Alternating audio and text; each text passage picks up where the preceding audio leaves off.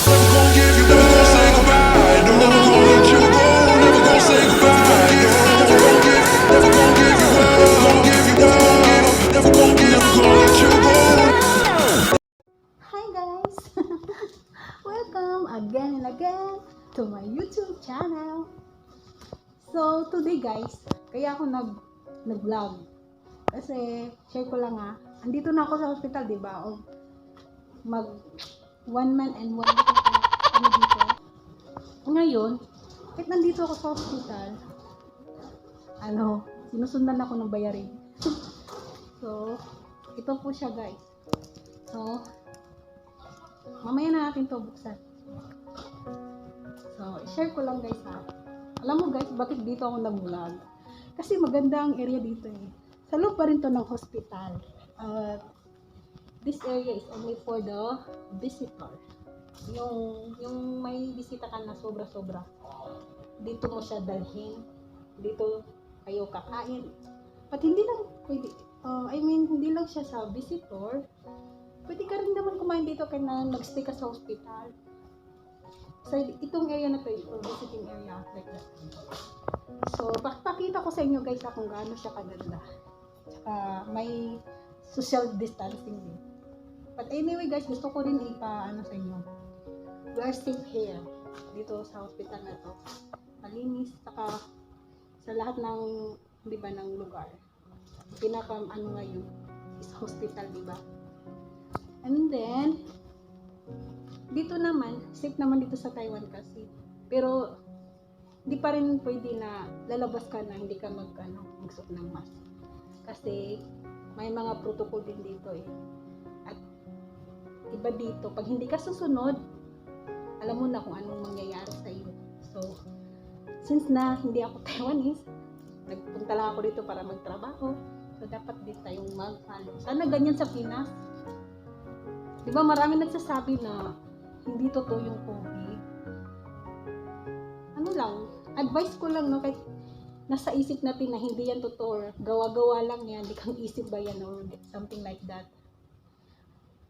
Isipin natin yung pamilya natin, sarili natin. We just follow, Kasi, para din naman sa atin yun Diba? At sa Pilipinas naman, alam ko yung feeling na, siyempre iba yung kultura natin dyan sa Pilipinas. Saka, hirap na hirap talaga, diba? Laging sinasabi na, pag mag-lockdown, anong kakainin, ganun, ganyan. Pero, kung hindi naman tayo, guys, mag-follow sa instruction or sa mga advice nila, tayo din ang mahihirapan. So, ito guys, mag-wearing ng mask, laging maghugas ng kamay, at yun, social distancing, at wag lumabas ng bahay kung naka-lockdown, kasi mas malaki ang problema sa harapin mo So, ngayon guys, ipapakita ko sa inyo ang magandang visiting area. Since kanina ako lang mag-isa, ngayon may isang tao Okay?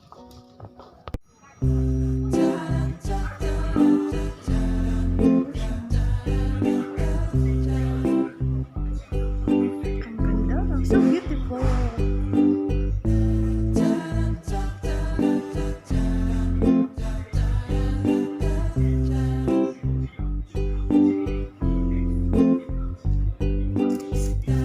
Gawa siya sa tiles.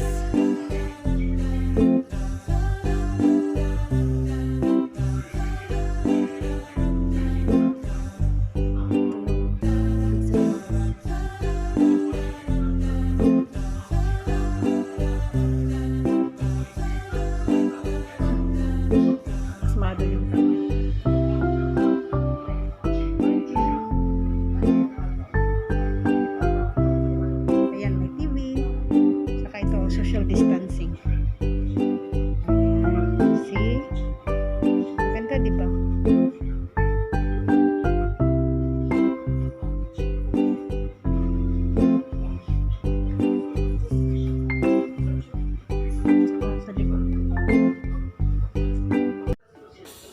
So now, bubuksan natin guys yung love letter ko. Actually guys, ano to guys, billing ng wifi. Sinundan talaga ako dito sa hospital. Magkano kayang babayarin ko? Tadada! Tadada! Tadada! It's my name. It's my real name. And then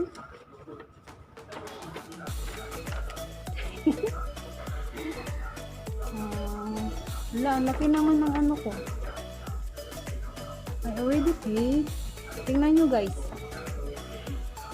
Yung babayaran ko wifi ko 1,058.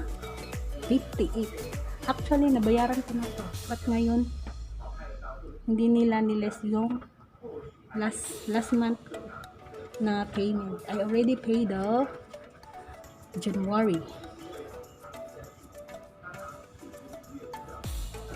Yes, I already paid. So, since dito ako sa hospital, hindi ko siya maasikaso. So, I think I need to call my boss to what's called this one? To fix this one. Kasi hindi naman pwede guys, na hindi natin hindi natin i-fix ang lock. Kaya 1,058. Ay, Diyos ko Lord. Alam niyo guys, dito ako nag-vlog kasi hindi ako maka-vlog dun sa kwarto ng lola ko. Kahit nasa single room kami. Tingnan niyo guys yung mata ko, para akong umiyak. Di bali ng lola. Kasi hindi lang Maraming nagsasabi lola na daw yung lock ko. Yes, kasi po matanda na. Ano ba itong pinagsasabi ko eh? So, this is it, pansit. Ito yung guys, yung love letter, unboxing love letter. Kasi siya na guys. Naano ko ba kayo? Kasi April Fool eh, di ba? April Fool. So, maraming kalokohan na yan. Huwag agad-agad maniwala. Walang magbibigay sa akin ng love letter. Diyos ko. Sa tagal ko na dito sa mundo, walang nagbibigay sa akin ng love letter, kahit flowers, chocolate, mayo. Only myself I can buy. Yes, I can buy. Shock. So, thank you guys for watching my nakakatawang vlog. Nakakatawa ba guys? Na-enjoy ba kayo guys? Panoorin yung vlog ko. So, yun, next vlog ko guys, yung sa labas ng hospital. Yes, ang ganda talaga dito sa hospital. Yung garden nila, napakaganda. Marami na ako napuntuhan na hospital dito sa Taiwan. Parang gaano kadami, no? 4 na hospital. 5. So, sa lahat ng hospital na puntahan ko, ito lang yung malinis. Kasi bago eh. Malinis. At yung mga nurse dito mababait. Saka parang siyempre sa tagal-tagal na namin bumabalik dito sa hospital na to, mga nurse nagiging close ko na rin. Masaya sila kapag kausap ako. Char. Yes, kasi gusto nilang matuto ng English. And then minsan tinuturuan din nila ako mag-Chinese. So kahit pa paano, kunti lang yung alam ko sa Chinese. Tapos dito eh, hindi siya crowded kasi nga bago pa. Hindi siya sobra. Di ba may ibang hospital na madaming pasyente, ganun. Maraming tao, labas-basok. Dito kasi dahil siguro bago pa, hindi pa siya halos kilala o hindi pa siya known. Tapos ang lang dito, kasi malapit kami sa guys, yung phone ko ay biglang nalubat kanina. So, ngayon ako naka-continue.